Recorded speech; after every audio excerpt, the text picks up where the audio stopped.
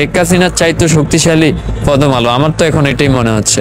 আচ্ছা তুই সমন্বয়ক হবি, এটা বলে হচ্ছে লাঠি দিয়ে এলোমেলো আমাকে পিটাতে লাগলো। গত মাসের 24 তারিখে প্রথম আলোর সামনে একটা অনুষ্ঠান ছিল, ছাত্র জনতা মিলে হচ্ছে একটা অনুষ্ঠান দিছিল জিয়াপথের। তাদের উদ্দেশ্য ছিল হচ্ছে যে প্রথম আলো হচ্ছে গত 15 বছরে ভারতের পারপাস সার্ভ করছে, তো ওই হিসাবে প্রথম আলোকে আসলে জনগণের সামনে ক্ষমা চাওয়া উচিত। তো ওখানে একটা ওই অনুষ্ঠানে প্রথম আলোর সামনে আমি একটা বক্তব্য দিয়েছি যে আসলেই তারা ভারতের পারপাস সার্ভ করে, এবং কয়েকটা উদাহরণ উঠাই ধরছি আমি, এবং আমি বলছি যে এই কারণে আসলে প্রথম আলো শুধুমাত্র ক্ষমা না, প্রথম আলো বন্ধই করে দেওয়া উচিত সরকারের তরফ থেকে।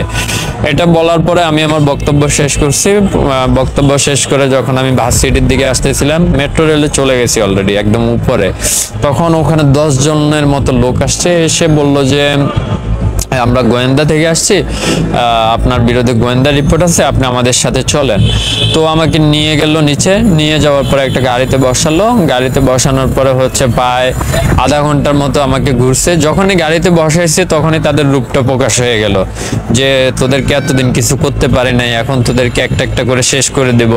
একজনে বলতেছে স্যার আন্দোলনে 30 রাউন্ড 30 ম্যাগাজিন গুলি বেঁচে গেছে, এগুলো আজকে ওরে শুট করে খরচ করব।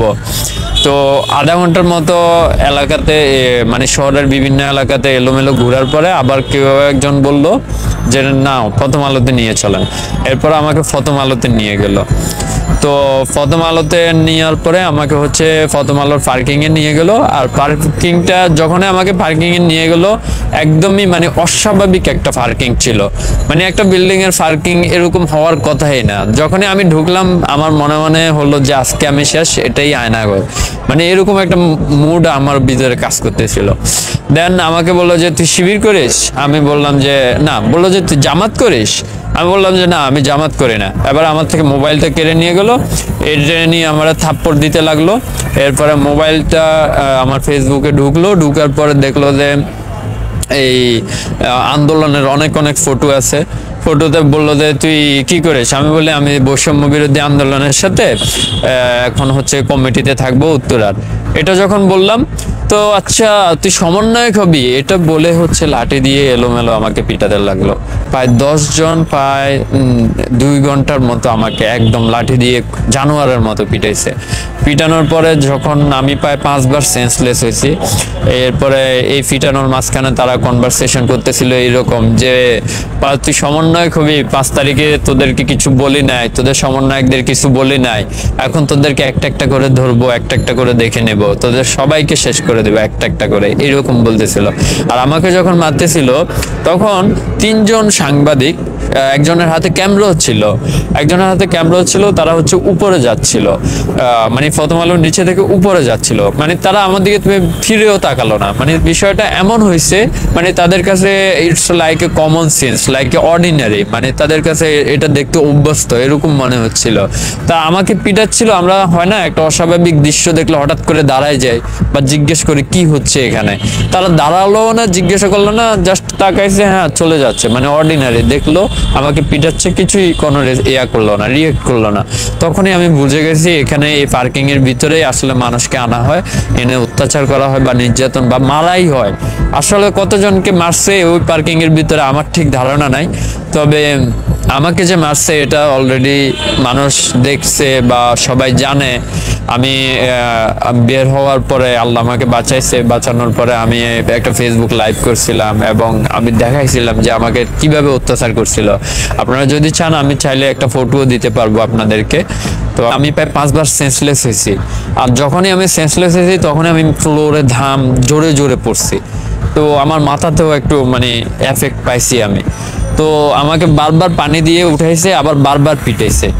পিটানোর পরে যখন দেখলো যে একদম লাস্ট পর্যায়ে একজন বললো স্যার এখানে যদি মরে যায় তাহলে কিন্তু সমস্যা হয়ে যাবে, আমরা সমস্যায় পড়ে যাব, এখন কিছু একটা হয়ে যেতে পারে, ওরে আমরা তেজগাঁও থানাতে ছেড়ে দিই। তখন ওরাই কি করলো, একটা গাড়িতে করে আমাকে উঠাইলো। তখন তো আমি আর দাঁড়াইতে পারি না, বসতে পারি না, আমাকে একটা গাড়িতে লাশের মতো উঠালো, উঠাই হচ্ছে আমাকে তেজগাঁও থানাতে নিয়ে আসলো। তেজগাঁও থানাতে এনে আমাকে হচ্ছে তেজগাঁও থানাতে যখন ঢুকলো পুলিশের কাছে দিয়ে হচ্ছে ওরা হচ্ছে কি যেন কি বলে চলে গেছে।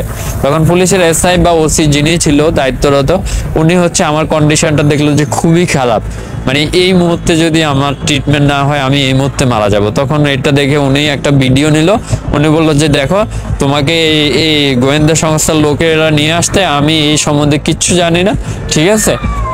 এই কথা বলে একটা ভিডিও নিল ওনার মোবাইলে এবং আমাকে বললো যে তুই একটা কাগজে স্বাক্ষর দে, আমি তোকে এক্ষুনি ছেড়ে দিব। তো আমি কোনো রকম কাগজে একটা স্বাক্ষর দিয়েছি এবং কোনো রকম ওখান থেকে বের হয়ে আমি হচ্ছে থানার সামনে আসলাম এবং রাস্তাতে এসে পড়ে গেলাম। পড়ে যাওয়ার পরে হচ্ছে 2-3 জন সিএনজি ওলা আসলো, আমার মুখে পানি মারলো। পানি মারার পরে আমি উঠলাম, ওঠার পরে আমি বললাম যে আমাকে একটু সাহায্য করেন, আমাকে একটু নিয়ে যান হসপিটালে। তখন ওরা আমাকে উঠাইলো, হসপিটালের উদ্দেশ্যে নিয়ে আসলো। তো ভিতরে আমি ভাবছি ঢাকা মেডিকেলে যাব, কিন্তু তখন আমার মনে হচ্ছিল কি ওরা যা বলছিল যে তুই বাইর হয়ে যদি কাউরে কিছু বলিস আমরা কিন্তু এসে তোকে শুট করে দিব। তো আমি হচ্ছে বাইরে যখন আমার হোশ ফিরছে তখন হচ্ছে আমি ফেসবুকে একদম একটা লাইভে বলে দিছি যে হ্যাঁ আমার উপরে অনেক অত্যাচার করছে প্রথম আলো। দেন এটা বলে তো আমি একটু কনফিউশনে ছিলাম যে আমি যদি ঢাকা মেডিকেলে যাই বা ওরা যদি এসে আমাকে শুট আউট করে দেয় বা সামথিং এলস, তো আমি হচ্ছে আমার এরিয়াতে চলে গেলাম। আমার এরিয়া হচ্ছে উত্তরা। সিএনজিওয়ালাকে বললাম, উনি উত্তরাতে নিয়ে গেলো বাংলাদেশ মেডিকেল, ওখানে ভর্তি হলাম। ভর্তি হয়ে রাতেই আমি চিকিৎসা নিলাম। চিকিৎসা নিয়ে হচ্ছে আমি রাতেই হচ্ছে মোবাইল টোবাইল অফ করে দিয়ে আমি 2-3 দিনের জন্য একটা সেভ হাউসে চলে গেলাম। প্রায় 10-12 জন লোক গেছে এবং থানার পরিচয় দিছে, পুলিশের পরিচয় দিছে, তাও সিভিল। থানার পরিচয় দিয়ে হচ্ছে ওরা হচ্ছে গিয়ে ওখানে আমার ব্যবসাতে ছোটখাটো হাঙ্গামা করে আসলো। এরপরে আমার ছোটখাটো ব্যবসাটা আমি বন্ধ করে দিলাম। বাধ্য হয়ে আমি বুঝে গেছি আমি এখানে একদমই নিরাপত্তাহীনতায় আছি, বন্ধ করে দিলাম। কেননা ওরা যখন আমাকে মারতেছিল 24 তারিখে ওরা বলছিল যে দেখ তোদেরকে 5 তারিখে কিছু করে নাই, তোদের সমন্বয়কদেরও কিছু করে নাই, তোদেরকে এখন একটা একটা করে ধরবো, একটা একটা করে শেষ করব। যখন ওরা এই কথাটা বললো না তখন অ্যাকচুয়ালি আই এম সারপ্রাইজ, মানে আমি একদম সারপ্রাইজ হয়ে গেছি। তার মানে কি আসলে ওরা আমাদেরকে শেষ করে দিবে? আর রিসেন্টলি যখন দেখলাম যে আমার প্রায় 3 জন নাকি 4 জন ভাই প্রাইভেট ইউনিভার্সিটির গুপ্ত হত্যার শিকার হয়েছে, তখন আসলে বিষয়টা একদমই পরিষ্কার। ওরা আসলে আওয়ামী লীগ পন্থী টাইপের, মানে একদম চরমপন্থী টাইপের আওয়ামী লীগ। আওয়ামী লীগের মধ্যে হয় না কিছু লোক চরমপন্থী, কিছু লোকের ভিতরে তো একটু মানবিকতা কাজ করে, বাট ওই লোকগুলো মানে আওয়ামী লীগের জন্য চরমপন্থী। চাই আওয়ামী লীগ মানে আমাদেরকে মেরেও ফেলক, তাদের কিছু যায় আসে না। আমার একটা ফ্রেন্ড আছে সিএমএম কোর্টে, এরপরে আমার আরো কয়েকজন ফ্রেন্ড আছে হাইকোর্টে। আমি তাদের সাথে আলাপ করছি, ইভেন যমুনা নিউজ থেকে শুরু করে যতগুলো এটিএন নিউজ সবার সাথে আমি আলাপ করছি। আলাপ করে আমার বিষয়টা আমি উপস্থাপন করছি তাদের কাছে। উপস্থাপন করে ইন দ্য মিডল টাইম যখনই আমি বলি যে আমার সাথে এরকম একটা কাণ্ড করছে প্রথম আলো, তখনই তারা হচ্ছে এটা থেকে একটু পিছপা হয়ে আসে। মানে নিউজটা তারা ঠিকই কালেক্ট করছে কিন্তু তারা পাবলিশ করে নাই, কেননা ওইখানে প্রথম আলো ইনভলভ। এবং তাদের যখন আমি এই অবস্থানটা দেখলাম, আমার বন্ধু সিএমএম কোর্টে সে ইন্টারনিং করতেছে। আমার বন্ধু বলতেছে যে এমাস এই মুহূর্তে আনস্টেবিলিটি সবকিছু, এই মুহূর্তে মনে করো প্রথম আলোর বিরুদ্ধে কোনো অ্যাকশন নেওয়া যাবে না। তো আমার বন্ধু সিএমএম কোর্ট থেকে আমাকে এটা বলতেছে। কাজল স্যারের বেঞ্চ হাইকোর্ট থেকে, ওই যে সম্ভবত সেক্রেটারি, হ্যাঁ কাজল স্যারের বেঞ্চ থেকে আমাকে বললো যে এখন তো আনস্টেবিলিটি নেই, এই মুহূর্তে আসলে প্রথম আলোর এগেনস্টে অ্যাকশন নেওয়া খুব একটা ভালো হবে না বা এইরকম বলতেছে, বুঝে নেবার। তখন আমি বুঝে গেলাম হোয়াট দ্য হেল। মানে আমার কাছে তখন এটাই মনে হচ্ছিল যে আসলে শেখ হাসিনাকে আমরা সরাই ফেলছি, শেখ হাসিনার চাইতো শক্তিশালী প্রথম আলো। আমার তো এখন এটাই মনে হচ্ছে।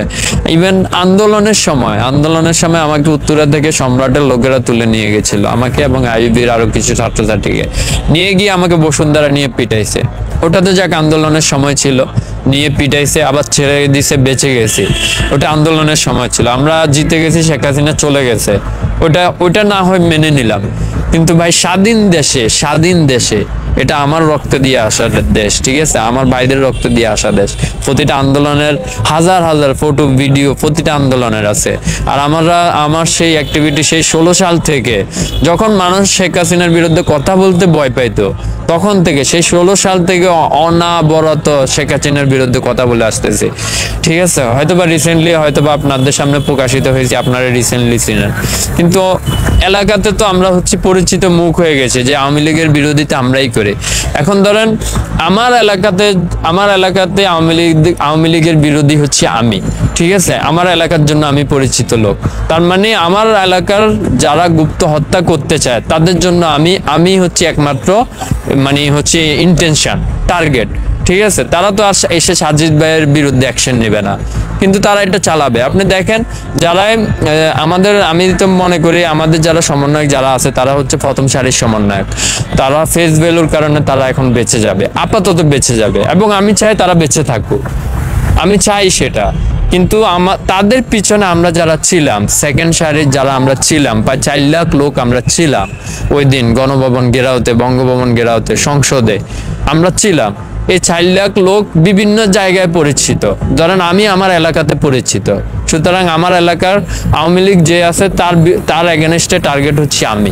সুতরাং সেই এলাকা থেকে যদি গুপ্ত হত্যা চালাতে চায় আমাকেই শেষ করে দিবে।